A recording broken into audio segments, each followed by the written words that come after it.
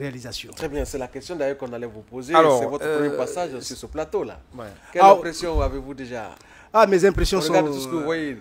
Mes impressions sont très bonnes parce qu'on s'est battu ici dans le cadre du principe de la redevabilité. On s'est battu pour qu'on ait un maximum de temps sur les antennes de la radio-télévision guinéenne. Et aujourd'hui, nous avons notre propre Parlement où les 90% des programmes sont consacrés aux activités du Parlement. Donc les populations vont se régaler de l'ensemble des activités réalisées par le Parlement. Merci beaucoup. Alors, on va parler désormais de votre direction. Quelles sont les missions de votre direction? Comment elle est composée?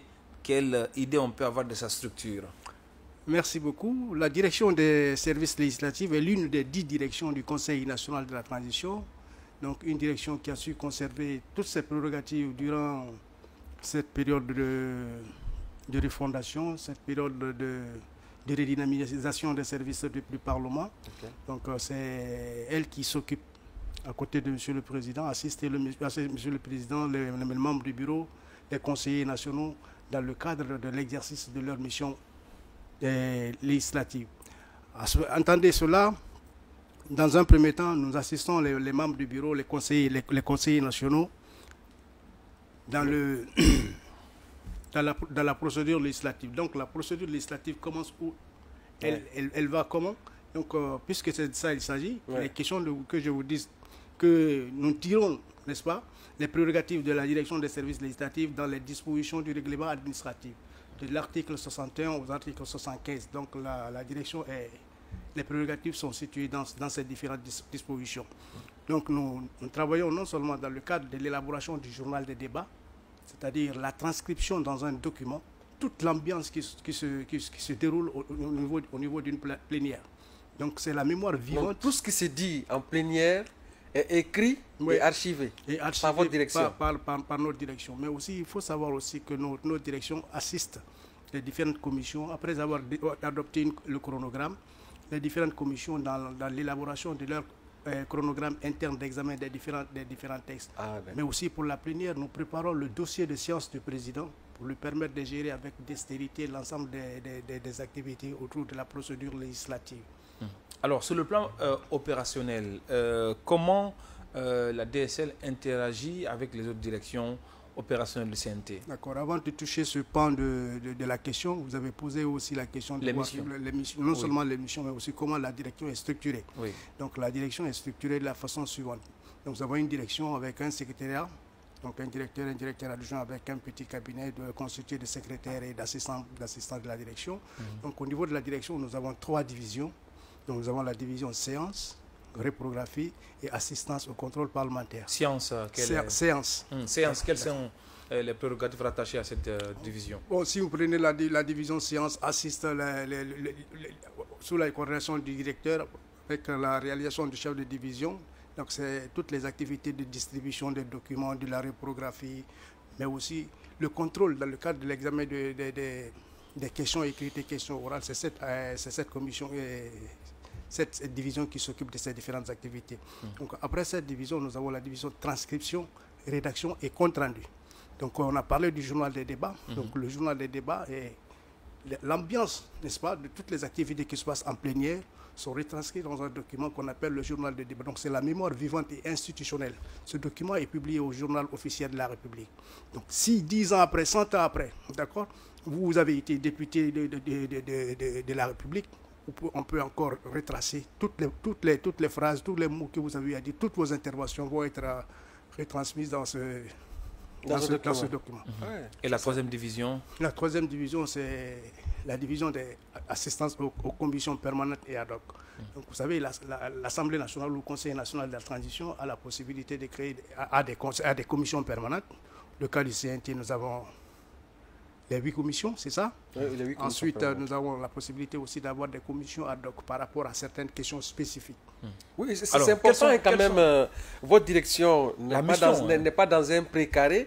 À vous écouter, vous avez en tout cas des champs d'action plus élargis au niveau presque des différents organes même de l'institution, comparativement aux autres directions qui ont des missions spécifiques qui sont paramétrées dans des domaines spécifiques. Bien. Si nous prenons par exemple la direction des services législatifs, dans un premier temps, toutes les décisions du bureau, n'est-ce pas, relatives à la procédure législative qui relève de notre commission, nous mettons en œuvre toutes les décisions du bureau du Conseil national de la transition. Ensuite, nous interagissons avec, par exemple, la direction des services des affaires juridiques et de la légistique, la DAJUL, dans le cadre, par exemple, de l'inscription au rôle, dans le cadre de la recevabilité, on incite le secrétaire général à l'analyse de la recevabilité en prélude de la préparation de la réunion du bureau à côté du secrétaire général. Et donc, nous, la DAJUL et la DSL, nous travaillons en parfaite collaboration. Mais aussi dans l'appui des différentes commissions pour l'examen des différentes lois, la DAJUL et la direction des services législatifs, nous travaillons en parfaite harmonie. Dans le cadre de la publicité, dans le cadre de la présentation des interventions à l'hémicycle, par exemple, nous travaillons en parfaite harmonie avec la direction des services informatiques. D'accord? Donc, par ricochet avec la direction de la communication. Et même du protocole aussi, parce que mais oui, pourquoi la distribution des fiches dans la salle de l'hémicycle. La distribution des fiches d'intervention, mais aussi à travers les huissiers, parce que les huissiers relèvent du service protocole.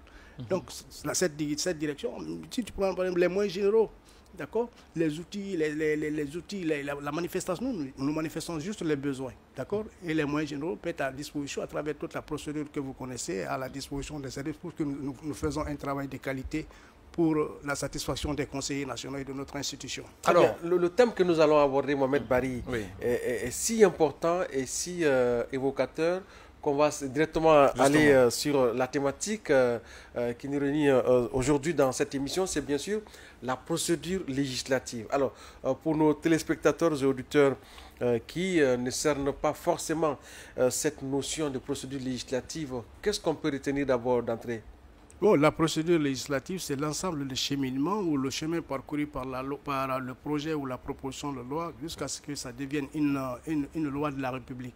Donc cette procédure peut aller en amont à travers le gouvernement et en aval à travers le Conseil national de transition. Si nous prenons par exemple l'article 40 du règlement intérieur, qui dit que du règlement intérieur du Conseil national de la transition, l'initiative de la loi appartient concurremment au président de la République et aux conseillers nationaux. D'accord. Alors, d'où commence cette procédure législative concrètement selon vous? Oui. Bon, si par exemple, si c'est un projet de loi. Si c'est un projet de loi, ou voilà. Donc, il faut retenir que nous allons toucher dans un premier temps la base légale. Ouais. La base légale, c'est la charte de la transition, notamment dans les dispositions des articles 56 et 57. D'accord. De façon spécifique, le règlement intérieur du Conseil national de la transition. D'accord. Donc, c'est la loi organique 001, d'accord? Oui. Très bien.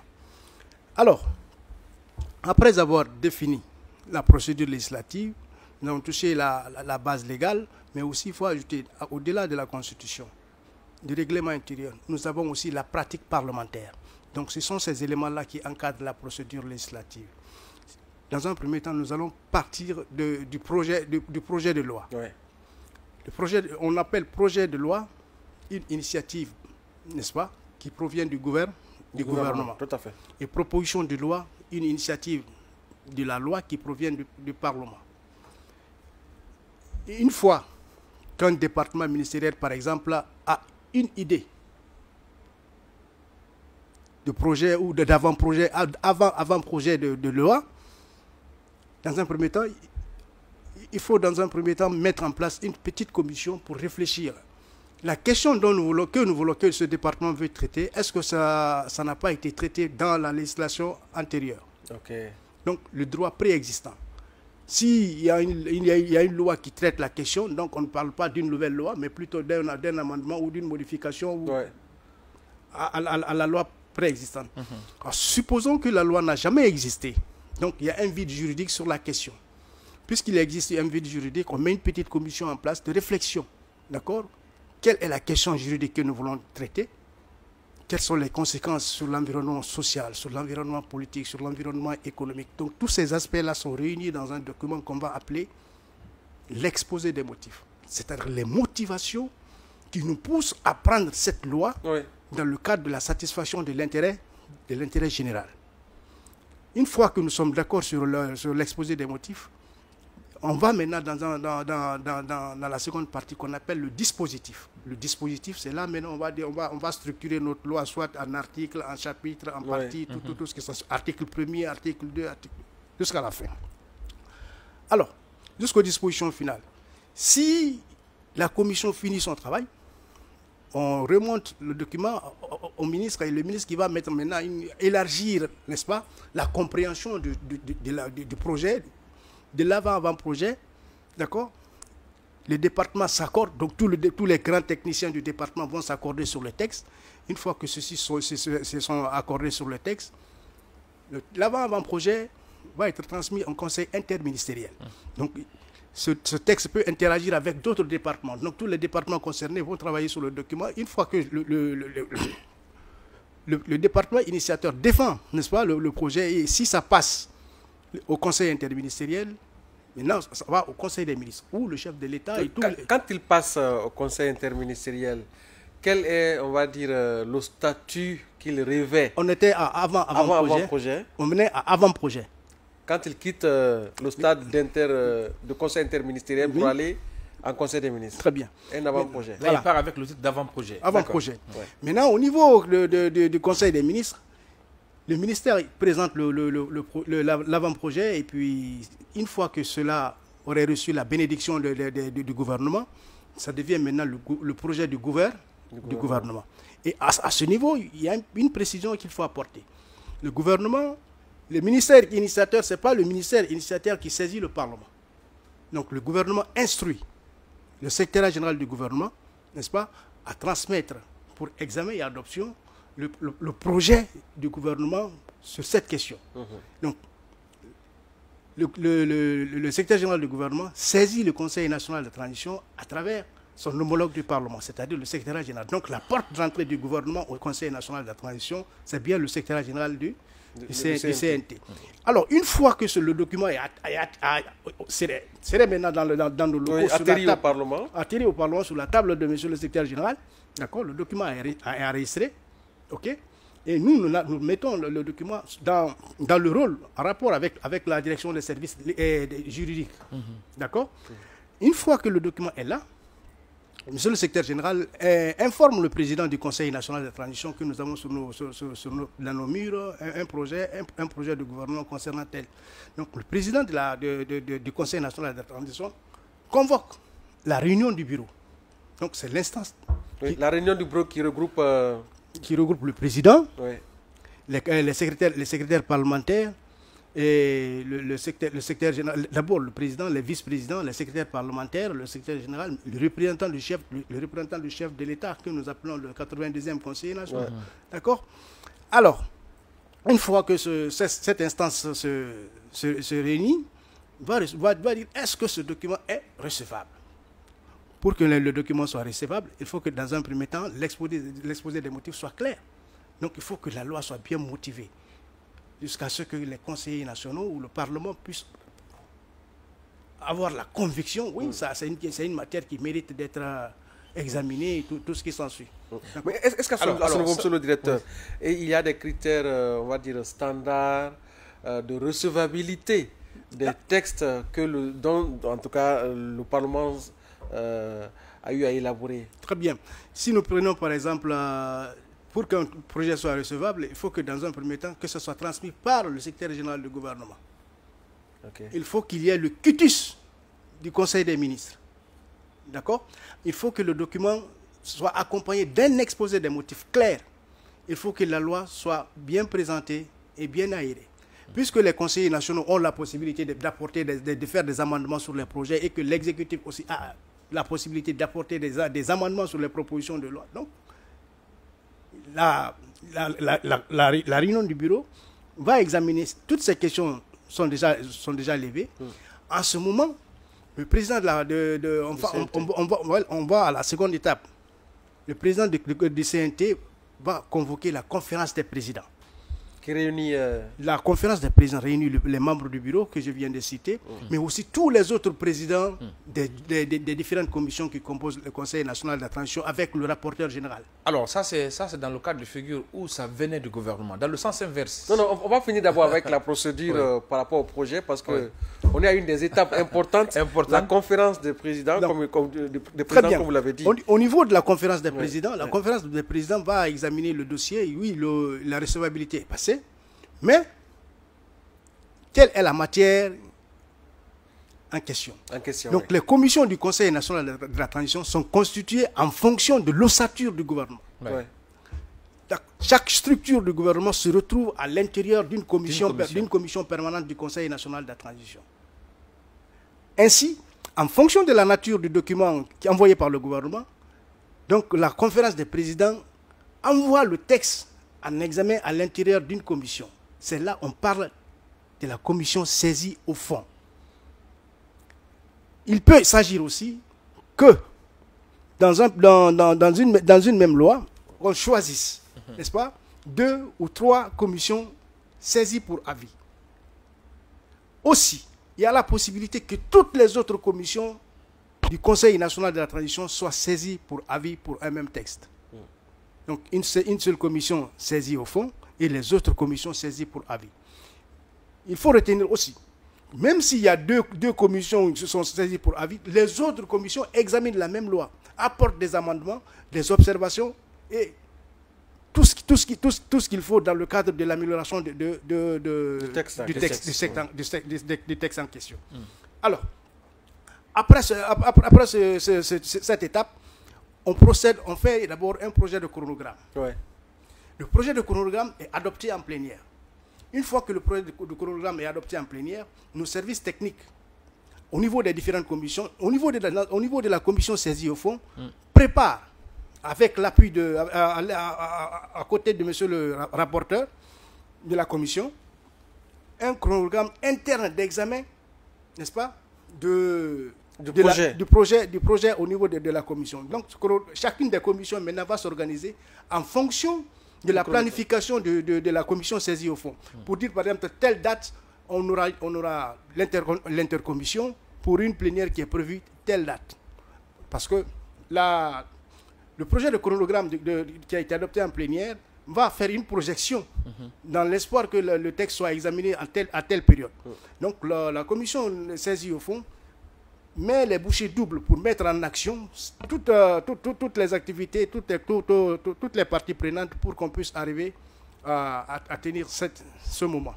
Alors, cette étape franchie, nos services des séances, pour qu'on puisse examiner une loi, il faut que les commissions permanentes rentrent en possession de ces différentes lois-là au niveau des commissions 2 jours avant le début d'examen. Donc il faut autant de copies pour autant de conseillers nationaux. Obligatoirement. Si ça ne suffit pas, nos services de la reprographie vont multiplier ces documents et répartir les documents. Parce que les conseillers nationaux doivent, n'est-ce pas, examiner le texte en amont avant qu'ils ne commencent des travaux article par article dans les différentes commissions. Donc il doit avoir lu le texte en amont. Par la suite, une fois que les commissions ont commencé à examiner, après les travaux, les amendements dans les différentes commissions, qu'est-ce qui se passe? Donc, on va à la phase de l'intercommission. L'intercommission est convoquée par la commission saisie au fond. Pour dire que nous avons terminé, et donc la commission saisie au fond va faire un projet de rapport. D'accord? Un projet de rapport d'examen. À l'intercommission, les différentes commissions vont apporter les amendements et les observations apportées à la loi. Alors, monsieur le directeur, l'on voulait vous arrêter à ce niveau. Tout à l'heure, vous avez parlé de commission saisie au fond et de commission d'avis. Alors, dans le cadre opérationnel de l'examen du texte, avant que l'intercommission n'intervienne, est-ce que la commission saisie au fond et là où les commissions d'avis ont un cadre d'échange préalable avant d'aller en intercommission, ou c'est en intercommission que tout se passe? Bon, vous savez, quand le texte est distribué à l'intérieur, au niveau des différentes commissions, chaque commission fait un chronogramme interne. L'objectif fixé, par exemple, c'est de faire la plénière à la date X. Okay? Nous, on va dire on va travailler lundi, mardi jusqu'au dimanche. Eux, ils vont dire on va travailler de 8h jusqu'à X heures. Donc, chaque commission fait son organisation interne pour qu'on puisse atteindre la plénière à la date X. D'accord? Alors, la commission saisie au fond, puisqu'elle avait déjà partagé, n'est-ce pas, en amont, n'est-ce pas, le chronogramme d'examen, et a dit que telle date, nous aurons l'intercommission pour qu'on puisse faire la plénière à la date X. OK? Donc, au niveau de l'intercommission, chaque commission aurait déjà travaillé avec tous les membres et ils ont apporté les amendements à la loi, n'est-ce pas? À l'intercommission, chacune des commissions prendra la parole à travers le rapporteur ou le président ou les délégués pour dire, nos observations sont telles, au niveau de tel article, nous avons apporté les amendements au niveau de tel article, tel article, tel article. Nous souhaitons que telle observation soit tenue. Est-ce que vous avez vu? Donc les amendements par commission vont être apportés au document. Et tout ça là va être consigné dans un document. Donc dans le rapport d'examen. Oui. Donc les amendements aussi vont être intégrés au fur et à mesure dans la loi. Ainsi, si le texte, n'est-ce pas, le projet est validé à l'intercommission, donc monsieur le président du Conseil national de la transition est saisi. Et une fois saisi, il convoque, n'est-ce pas, une plénière. À la date de la plénière, l'heure est fixée, l'ordre du jour est présenté, tout. Au niveau de la plénière, le jour J, n'est-ce pas, à l'heure indiquée, les conseillers nationaux et les invités sont une fois dans la salle. On annonce à travers un huissier l'arrivée de monsieur le président du Conseil national de la transition. Oui, donc monsieur le directeur, une fois encore, on va s'y attarder par rapport à l'instance relative à l'intercommission. Alors, la commission saisie au fond, puisque c'est elle, comme son nom l'indique, qui a la primeur, pour ne pas dire le lead par rapport à l'examen du texte, est-ce que il revient à cette commission de faire la compilation des recommandations des autres commissions d'avis ou des commissions qui n'ont pas été désignées comme commission d'avis en intercommission, où tout cela se passe en plénière avant que le rapport ne soit présenté? Non, vous savez, au niveau de l'intercommission, la commission saisie au fond, avec les assistants, avec l'assistant principal et les autres assistants, tout ce qui se passe là, ils prennent note. D'accord? Et la commission saisie au fond intègre les observations des autres commissions, non seulement dans la loi, et dans le rapport d'examen. OK? Maintenant, la commission saisie au fond finalise le document, c'est-à-dire en tenant compte des observations des différentes commissions, les amendements, ce document est tiré. D'accord? Il est tiré, il est multiplié en autant de copies que de conseillers nationaux. D'accord? Une fois que ce document est tiré, nos services techniques de la reprographie multiplient. D'accord? Et le jour de la plénière, ces documents sont dans la salle. Le président a déjà convoqué la plénière à travers un communiqué radio-télévisé. D'accord? Aujourd'hui, nous avons notre propre télé.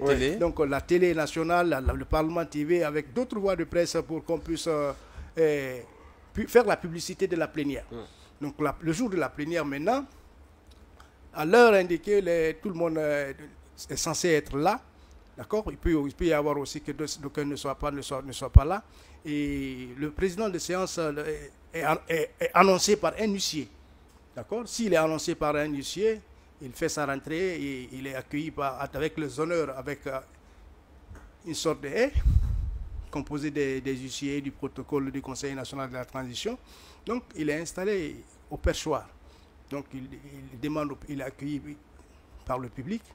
Il demande au public de bien vouloir s'installer. Par la suite, procédons à la minute de silence pour nous connecter avec notre passé, faire également chanter l'hymne national pour nous remémorer de comment nous avons eu notre indépendance, mais aussi faire des prières et des bénédictions pour que la délibération du Conseil plaise à Dieu. C'est à la suite de ça, on cherche à connaître le quorum. Le quorum, c'est quoi? C'est le nombre de conseillers nationaux nécessaire pour la tenue d'une plénière. Il faut savoir que le président de séance, une fois au plateau, il est assisté des vice-présidents à sa gauche et des et des secrétaires parlementaires à sa droite. Alors, pour le cas précis du Conseil national de la transition, il y a un petit changement au niveau du perchoir que certains vont forcément se poser la question. Au début, on avait le président qui était partagé entre les secrétaires parlementaires, mais le dispositif au niveau du perchoir a changé. Vous avez 2 sièges à droite et 2 autres sièges composés de la première vice-présidente et deuxième vice-présidente, les 2 secrétaires. Pourquoi ce changement au niveau de la plénière? Comment est-ce que vous l'expliquez? Bon, ce changement est stratégique. Mais vous savez que le Conseil national de la transition, nous ne blaguons pas avec le temps. Il y a des moments où nous prenons la plénière du matin jusqu'à X heures. Parfois, on fait deux jours sans changer de tenue. Est-ce que vous avez vu? Donc, quand le président de séance fait un mouvement, d'accord, nous sommes des êtres humains, donc quand le président de séance, la séance n'est pas interrompue, on continue à travers la première vice-présidente et le deuxième vice-président. C'est pour qu'on puisse continuer à travailler dans le cadre du strict respect du temps minimum qu'on s'impose. Alors, maintenant, par rapport à l'examen du texte, justement, c'est ça? Non, je voudrais poser la question. Ça, vous avez expliqué un peu la procédure quand le projet de loi vient du gouvernement. Ce n'est pas terminé, la procédure n'est pas terminée. On va continuer. La plénière qui est l'instance souveraine d'ailleurs. D'accord. Donc la plénière est l'instance souveraine des délibérations du Conseil national de la transition. D'accord. Donc on doit chercher à savoir quel est le quorum nécessaire pour que la séance puisse se tenir. Puisque nous avons 81 conseillers nationaux, n'est-ce pas? Le quorum, c'est la moitié plus 1. Donc on a 40,5. Puisqu'il n'existe pas une demi-personne, donc le Conseil national a retenu 41 conseillers nationaux. Donc si les 41 conseillers nationaux, donc après l'appel nominal, on fait constater que le quorum peut se tenir. Donc le président des séances annonce l'ordre du jour. D'accord? L'ordre du jour annoncé et l'ordre du jour est mis aux voix. Une fois adopté, n'est-ce pas, le président des séances donne la parole au président de la commission saisi au fond, à l'effet d'introduire le rapporteur de la commission. Donc le président de la commission saisie au fond va présenter le contexte et puis le rapporteur de la commission va rentrer dans les détails et présenter la loi si nécessaire. Une fois que la loi est présentée, on donne la parole aux autres commissions saisies pour avis, c'est-à-dire si c'est 2 ou si c'est toutes les autres commissions. Même si les autres commissions ne sont pas saisies, on donne la parole à toutes les commissions pour qu'ils puissent voir est-ce que les observations, les amendements qu'ils ont apportés ont été pris en compte. D'accord. Si oui, et si d'autres conseillers nationaux ont des préoccupations, autres que posées par les rapporteurs, ils ont la possibilité de poser des questions et faire des amendements. Autour de la question de donner la parole à ces commissions, j'estime que dans les travaux en commission et en intercommission, ces mêmes commissions participent à tous ces travaux-là. Quelle est la nécessité de leur redonner encore la parole au niveau de la plénière? C'est pour avoir la conviction que les uns et les autres ont participé aux travaux et que les travaux ont été transparents et inclusifs et participatifs. Et peut-être aussi il ne revient pas à une commission saisie au fond de rejeter un avis ou un amendement d'un conseiller dans les travaux en commission ou alors à son niveau, comment ça se passe? Bon, ça peut arriver qu'un amendement ou qu'une observation soit rejetée par la commission. Si c'est objectif, la commission peut se ressaisir. Mais aussi si c'est un amendement pertinent, n'est-ce pas? Une fois porté à la plénière, ils persistent en plénière. D'accord. Ils ont la possibilité de persister et la plénière va examiner est-ce que oui ou non cette observation est pertinente. Si oui, on intègre à l'intérieur. Donc après les 8 commissions maintenant, on donne la parole au président de la commission saisie au fond pour répondre s'il y a eu des questions, n'est-ce pas? Et le président de la commission saisie au fond apporte les amendements, les réponses aux questions et les membres du gouvernement qui sont concernés par le projet. D'accord? Et sous réserve de la prise en compte de ces différentes observations-là, le président va mettre aux voix, n'est-ce pas, le texte en question. Donc il va mettre le texte en délibéré. Une fois que le texte est mis en délibéré, il va demander quels sont ceux qui sont pour, contre et ceux qui s'abstiennent. D'accord? Si la majorité ou l'unanimité est dégagée, il fait mention, n'est-ce pas, que cette loi est adoptée à l'unanimité, à tel pourcentage. Une fois que la loi est adoptée, donc la plénière terminée, le texte est retravaillé à travers les secrétaires parlementaires, le secrétaire général, donc en incluant les recommandations. Toutes les recommandations. Et maintenant, qui tu s'est donné au secrétaire général de transmettre après la signature du président et, le secrétaire parlementaire du jour, de transmettre le document au gouvernement. Donc la façon dont le document est rentré, c'est de la même façon que le document va sortir. Donc maintenant, le secrétaire général du Conseil national de la transition, lui à son tour, il va écrire à son homologue du gouvernement, il va transmettre maintenant pour toute fin utile pour qu'on puisse aller maintenant vers la phase de promulgation. Promulgation, si c'est une loi ordinaire, c'est la voie directe, mais si c'est une loi organique, obligatoirement, il faut qu'il y ait l'arrêt de conformité de la Cour suprême. D'accord. Mais, allez-y. Une fois que le président de la République aurait, n'est-ce pas, promulgué la loi, d'accord, cela ne suffit pas, d'accord. Il faut que la loi là soit publiée au journal officiel. Pour qu'elle soit opposable au Guinéens et applicable, on va dire. Bon, opposable et applicable, on dit que nul n'est censé ignorer la loi. Ouais. Pour qu'on puisse appliquer le principe nul n'est censé ignorer la loi, il faut dans un premier temps que la loi soit vulgarisée. C'est pourquoi je salue l'arrivée de l'avant-projet qui exige à l'État un certain nombre d'obligations dans le cadre de la promotion, la publicité, la vulgarisation, dans les langues nationales. Si nous constatons que dans les universités, si nous constatons que les 70% de nos populations sont analphabètes. Donc je crois que c'est une grande avancée. Oui, peut-être on va revenir maintenant à la question de Barry. Oui. Quand c'est l'inverse, quand c'est une proposition de loi. Donc vous avez dit tout à l'heure que la proposition de loi, c'est quand l'initiative vient du Parlement. Bien sûr. Alors à ce niveau, comment ça se passe? Bon, quand l'initiative vient du Parlement, un député ou un groupe de députés peut initier une loi. D'accord? Et l'exigence qui est demandée au gouvernement, c'est presque la même chose. Donc il faut travailler sur l'exposé des motifs. D'accord? Le conseiller ou le groupe de conseillers, s'ils ont la compétence, ils peuvent travailler avec les assistants que nous avons. Sinon, ici, c'est une matière qui demande l'expertise. Le Conseil national de la transition peut mettre des experts à leur disposition pour monter la loi. Une fois que la loi est montée, qu'est-ce qui se passe?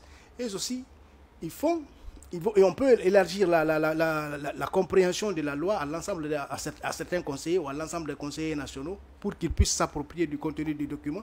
Et avant que le document ne soit transmis au secrétaire général du Conseil national de la transition. Ça passe toujours par là. Ça rentre, le groupe de conseillers nationaux dépose, ou le conseil national dépose la loi sur la table du secrétaire général. D'accord? Le cheminement que nous avons décrit, donc le secrétaire général informe le président convoque la réunion du bureau, la conférence des présidents, si la conférence des présidents, d'accord, valide, n'est-ce pas? Donc le texte, dans un premier temps, est renvoyé au président de la République pour observation. D'accord? Donc si le président de la République en ce moment a 10 jours, d'accord? Dans les 10 jours, ici, il a des observations à faire, il apporte ses amendements, ses observations à travers les services techniques du gouvernement. Le texte est revenu encore au Parlement à travers le secrétaire général du gouvernement. Donc la même procédure pour être jusqu'à aboutir à la plénière. À la plénière. Ouais. Voilà comment ça se passe. C'est important quand même, tous ces détails. Combien de Guinéens aujourd'hui ont dû comprendre et apprendre toutes ces navettes qui se font. Mais à ce niveau, parce que nous arrivons à la fin de cette émission, au niveau des directions opérationnelles, puisque ça arrive souvent que les législateurs ne soient pas des techniciens de droit, qu'un conseiller national ne soit pas un juriste ou un député ne soit pas un juriste, et qu'ils sont appelés à voter des lois et qui requièrent un certain nombre d'éléments d'appréciation, donc de prédisposition pour le constituant par rapport à l'examen de ces lois-là. Au niveau des directions opérationnelles telles que la vôtre, comment vous interagissez avec les législateurs à ce niveau-là? Vous savez, le Parlement est constitué de cadres de tous les niveaux. En fonction de la nature du texte, n'est-ce pas, on met les experts à la disposition des conseillers nationaux. Il peut y arriver aussi que la compétence interne soit limitée. Quand elle est limitée, on fait recours aux experts pour venir appuyer les commissions permanentes, n'est-ce pas, dans le cadre de l'examen des lois, pour que toutes les décisions, toutes les délibérations du Conseil national de la transition soient prises en pleine connaissance de cause. C'est-à-dire le conseiller national ou le député, il doit voter en pleine connaissance de cause. C'est-à-dire avoir les informations. La conviction réelle. Voilà. Donc, pour asseoir sa propre conviction, il faut qu'il ait tous les éléments nécessaires pour qu'il puisse décider, oui, ça, je vote pour, je vote contre, parce que je suis convaincu ou je ne suis pas convaincu. Ouais. Donc, le Conseil national de transition, à travers le président du Conseil, Dr Dansa Kourouma, il met tout en œuvre pour que vraiment l'expertise ne manque pas dans notre institution. Bien. Oui, Mohamed Barik, peut-être une dernière question. Oui, je pense.